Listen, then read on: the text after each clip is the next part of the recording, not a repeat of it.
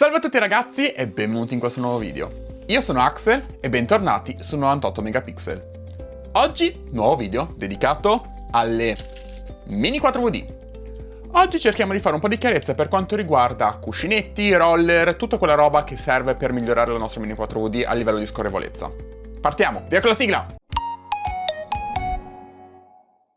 Prima di iniziare col video, se già non l'hai fatto, io come al solito ti invito a iscriverti al canale, lasciare un bel like e commentare, in questo modo non ti perdi nessuno dei nuovi video che stanno per uscire anche dedicati alle Mini 4VD e soprattutto mi aiuti a me un sacco con l'algoritmo di YouTube a far conoscere il canale e il progetto di 98 megapixel a tante nuove persone. Nelle Mini 4VD i cuscinetti sono un upgrade essenziale per migliorare le prestazioni. Li troviamo all'interno dei roller, delle clessidre, degli assali ruota e anche nella trasmissione. Di conseguenza, se riusciamo a farli scorrere al meglio, chiaramente la nostra Mini 4VD andrà benissimo, almeno a livello di velocità e di scorrevolezza. Poi magari uscirà in curva, ma quelli sono dettagli. Dunque, ci sono una marea di cuscinetti, di items diversi, da ne ha prodotti veramente tanti. Andiamo a fare un po' di chiarezza. I cuscinetti si dividono in quelli per roller, clessidre e ingranaggi e quelli per assali. Ora, se quelli per roller, clessidre, ingranaggi e via dicendo sono tutti uguali, non esistono tipologie diverse e quindi vanno tutti bene, sono anche intercambiabili tra di loro, per quanto riguarda gli assali abbiamo delle diversità. Sono stati infatti prodotti 3 tipologie diverse di cuscinetti per le ruote. Andiamoli quindi a capire meglio insieme.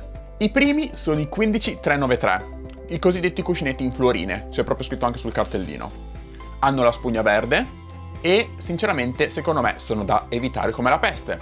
Perché? Ok, hanno il foro circolare, ma non sono dei veri e propri cuscinetti. Sono in sostanza la via di mezzo tra le boccole in plastica che troviamo della scatola dentro le macchinine e un cuscinetto vero e proprio. Di conseguenza, per farvi capire, non hanno delle sfere che diminuiscono gli attriti, ma semplicemente è una boccola all'interno della quale la sale scorre. Capite bene che aggiungi del peso e basta, secondo me non hanno senso di esistere al mondo d'oggi. Probabilmente all'inizio del mondo delle Mini 4VD era un ottimo upgrade, ma adesso sinceramente no. La seconda tipologia sono i 15287.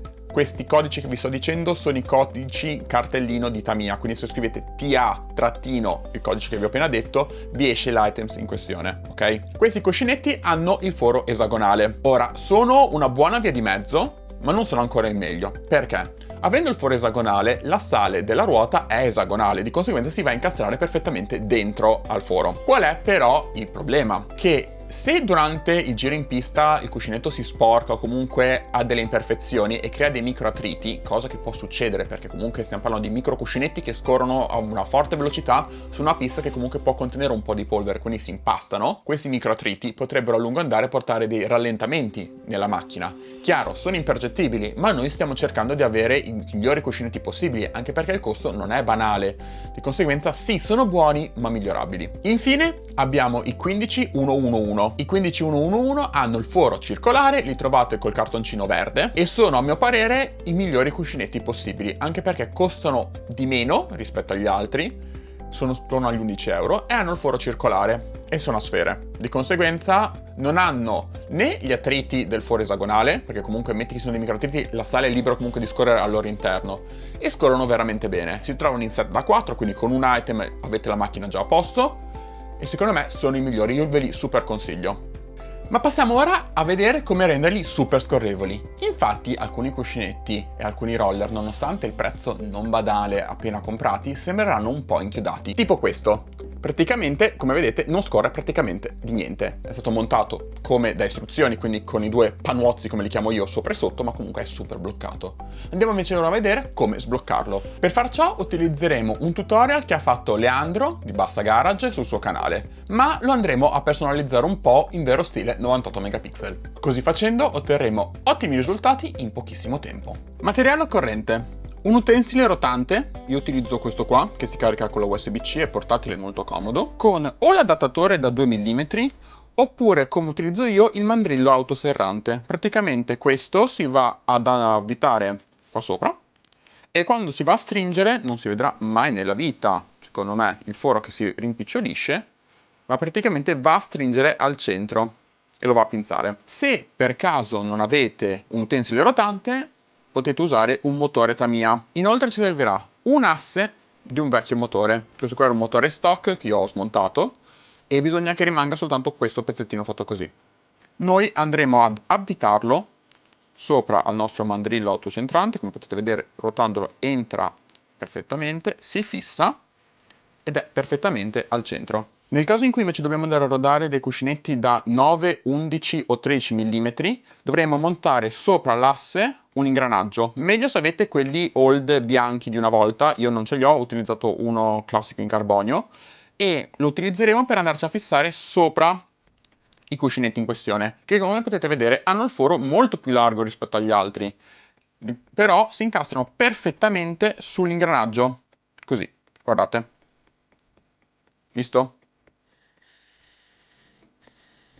Se invece andiamo a rodare dei cuscinetti col foro esagonale, quelli per le ruote, avremo bisogno di un assale con foro esagonale.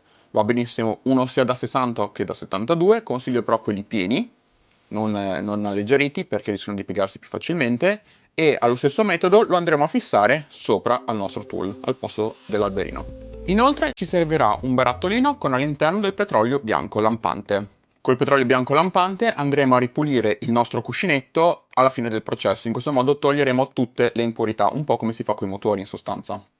E per finire un barattolino con il beccuccio in metallo, questi qua sono quelli classici da modellista, sono super comodi. All'interno del nostro barattolino metteremo la nostra soluzione super segreta e ultra magica per sbloccare i cuscinetti. No, non è vero, adesso vi spiego com'è fatta, perché tanto qua non è questione di avere segreti, mi sembra una grandissima cavolata.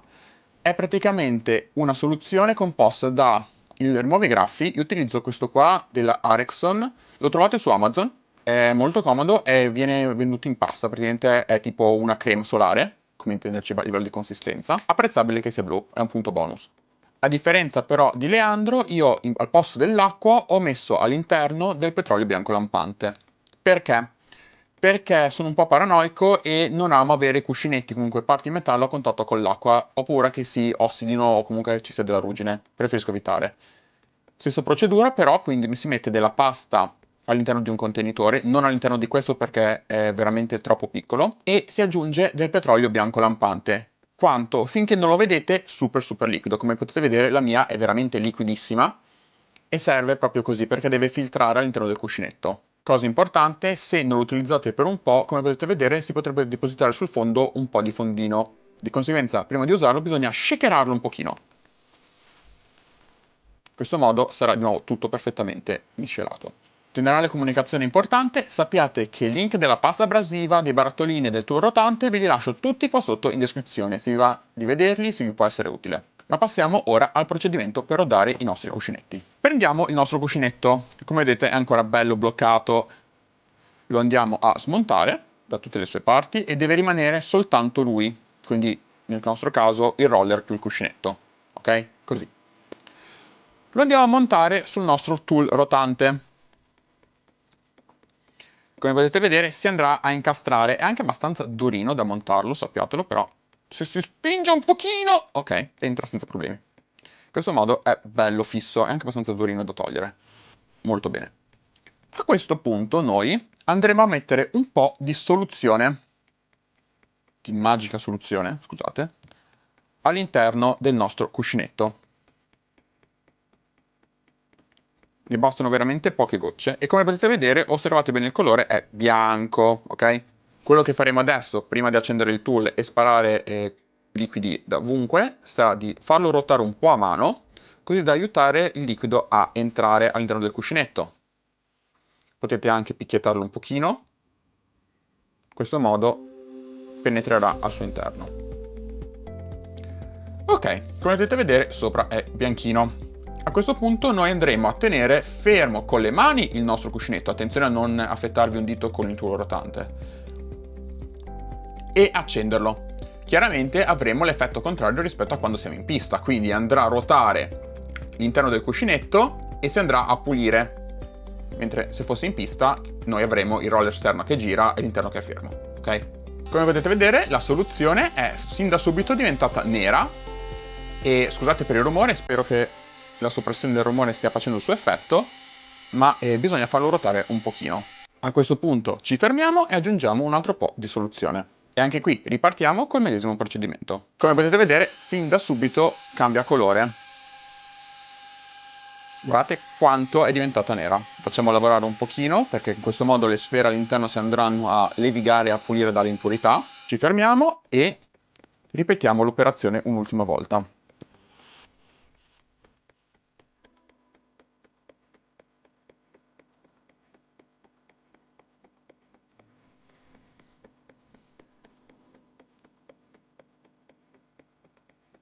Togliete eventuali bolle, fatelo penetrare per bene. Ci si sporcherà un pochino le mani, ma tanto non succede nulla. Abbiamo un telino sotto proprio per pulirci.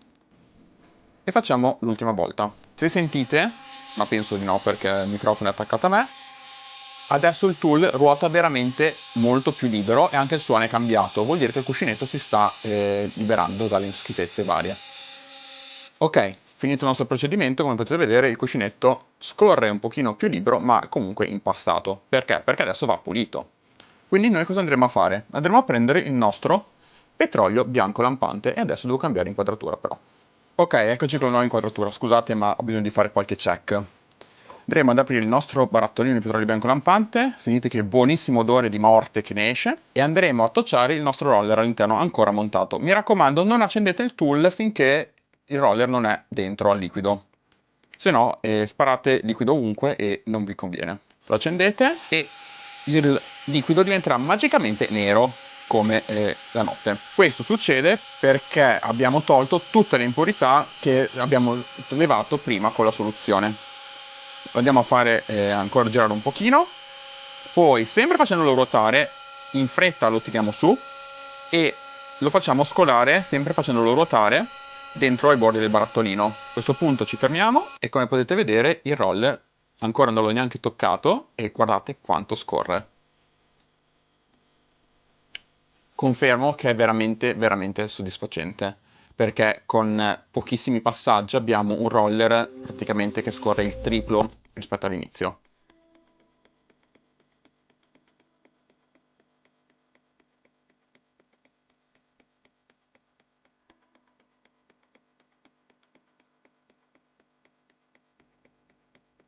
A questo punto quello che noi andremo a fare è smontarlo dal nostro alberino facendo un po' di forza. Se come nel mio caso avete difficoltà perché è veramente tanto duro, intanto chiudiamo il petrolio bianco prima che lo ribaltiamo sicuro, potete utilizzare questa pinza qua.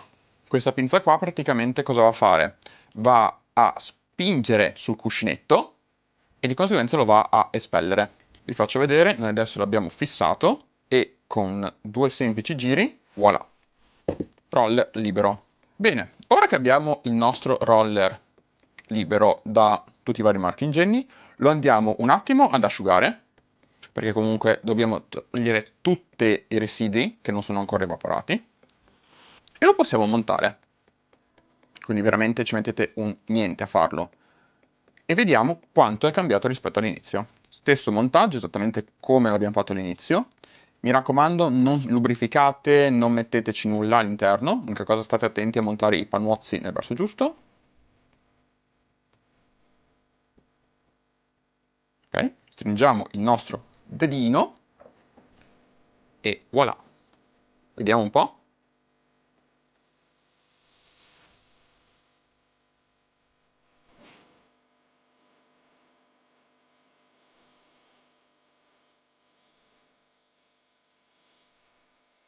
Non è in loop il video?